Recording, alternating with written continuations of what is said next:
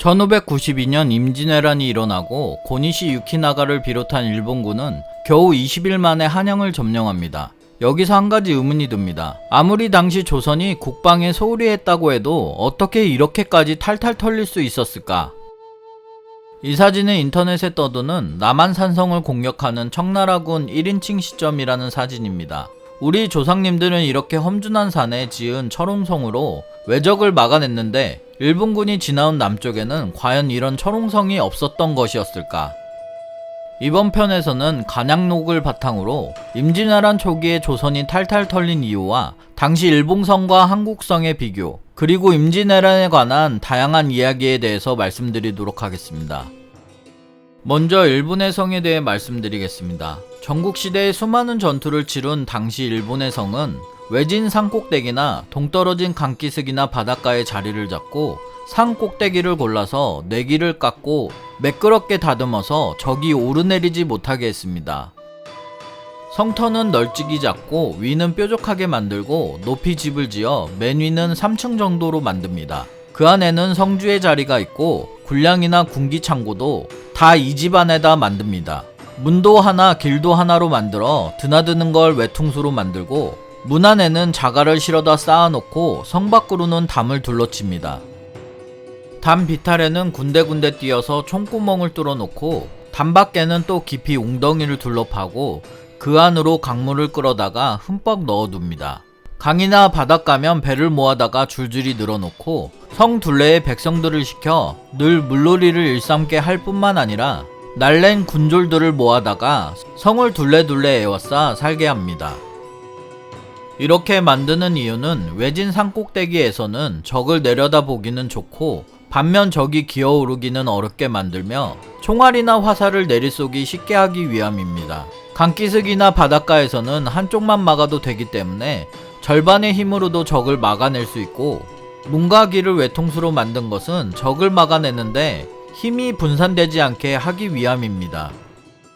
문 안에다가 자갈을 모아두는 것은 늙은이든 젊은이든 간에 적에게 집어 던지기 쉽게 하기 위해서이고 백성들에게 날마다 물놀이를 시키는 것은 물싸움을 익히게 하기 위해서였습니다. 그리고 날랜 군졸들을 모아다가 성 둘레에서 살게 하는 것은 위급한 일이 생기면 손쉽게 모여 전란을 이겨낼 수 있게 하기 위해서였습니다.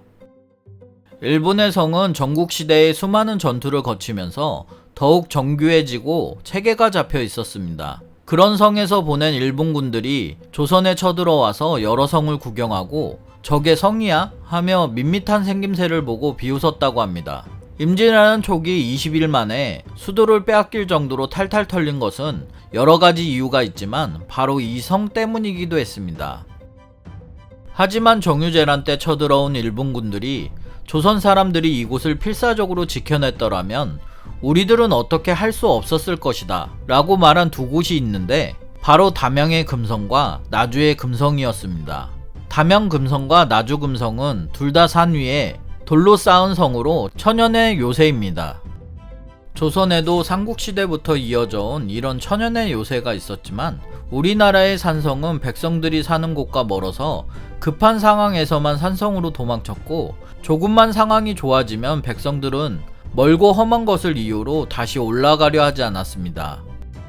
조선의 성과 일본의 성을 비교하자면 조선의 성은 평지성과 산성인데 당시 외성은 이 두 가지를 혼합한 편상성이었습니다. 조선의 성은 완만하게 넓은 산 능선을 따라 넓게 울타리 치듯 지어졌고 외성은 산성의 돌출부에 작은 규모로 축성되었습니다.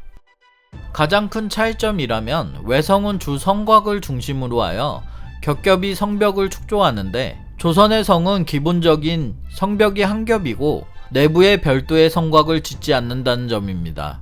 이래서 성문을 통해 들어가면 조선의 성은 성 안이 훤히 다 보이게 되는데 외성은 한 성곽을 통과하여도 가까운 거리에 또 다른 돌담이 있어 활 또는 조총으로 적을 격퇴할 수 있게 만들어졌습니다. 대포가 일본에서 발달하지 못한 이유가 바로 이런 이유였습니다. 대포로 성문 하나 부순다고 일본의 성이 함락되는 것은 아니었기 때문입니다. 재미있게도 이런 성의 특성은 일본 대포의 발달을 가져오지 못했고 나중에 화포가 발달한 조선 수군이 전쟁에서 우위를 점할 수 있게 되었습니다. 전국시대는 산성이 많고 복수의 성벽 구조로 되어 있어 성벽이 허물어지면 후방의 성벽으로 후퇴하여 다시 싸웠기 때문입니다. 실제로 정유재란 중 조명연합군은 다수의 대포를 가지고도 외성을 점령하지 못했고, 당시 기록을 보면 외적이 성을 버리고 다른 성으로 달아났다가 다시 나와서 반격한다는 기록이 많습니다. 반면 조선은 화포가 발달했는데 어이없게도 이게 또 일본 덕분이었습니다.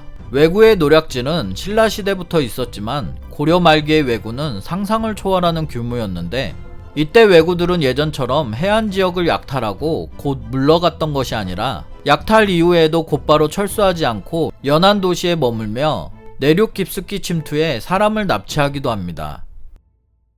왜구는 대규모로 고려 수도 근처에서 전투를 벌여 우왕은 신하들과 함께 수도를 버리고 달아나려고까지 했습니다. 또 1380년에는 사상 최대의 왜구가 결집해 무려 500여 척이 진포로 진입해 오기 시작했는데 역사상 최대 규모였습니다.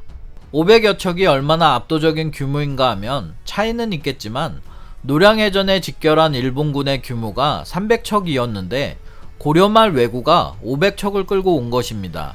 이때 고려에서는 100여 척의 함선을 파견했는데 고려군의 함선 100여 척은 고려의 모든 해상 전력이나 다름없었습니다.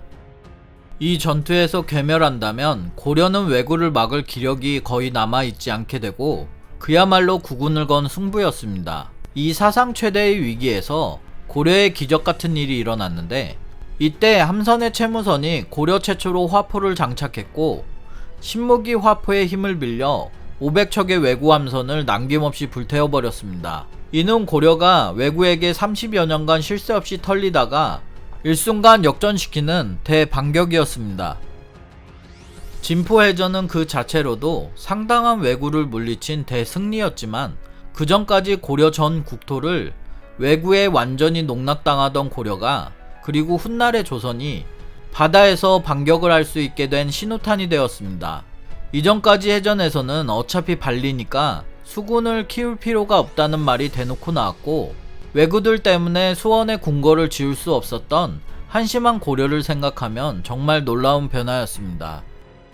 이후 고려는 해상에서 왜구에 대한 반격을 할 수 있었고, 더 나아가 역으로 대마도를 공격하는 정도에 이르게 됩니다. 채무선의 화학무기와 함대 전술이 계속 발달해 고려는 물론이고 임진왜란 시기에 조선에 이르기까지 일본의 육상 병력에 해를 입더라도 바다에서는 적을 압도하게 되었습니다. 다시 본론으로 돌아와서 일본이 임진왜란 초반 투입한 군사력은 낮게 잡아도 16만 명인데, 숫자도 중요하지만 당시 일본군은 얼마 전까지 실전 전투를 치러낸 경험이 풍부한 정예병사들이었고, 지휘관들 역시 병사들과 유대관계가 높고 실전 경험이 풍부했습니다. 반면 임진왜란 직전의 조선 전체의 군인 수는 14만 명으로 알려져 있지만 일본군과 싸운 실제 수비군의 숫자는 2만 3천 명 정도입니다. 그나마 이 중에 순수 군사는 8천 명이었고 나머지는 군사를 보충하는 보충병이었습니다. 게다가 이나마도 대부분 북방 국경에 배치되어 있었습니다. 조선의 방위체계는 각 거점별로 군사력과 책임자를 임명해 두던 징관법이었는데, 한 거점이 무너져도 다음 거점까지 시간을 벌 수 있는 체계였습니다. 하지만 이 방위체계는 재승방략 체제로 바뀌는데, 재승방략은 전란이 일어나면 각 거점의 군사가 미리 지정된 장소로 모이고 그동안 중앙에서 지휘관을 파견하는 형태입니다.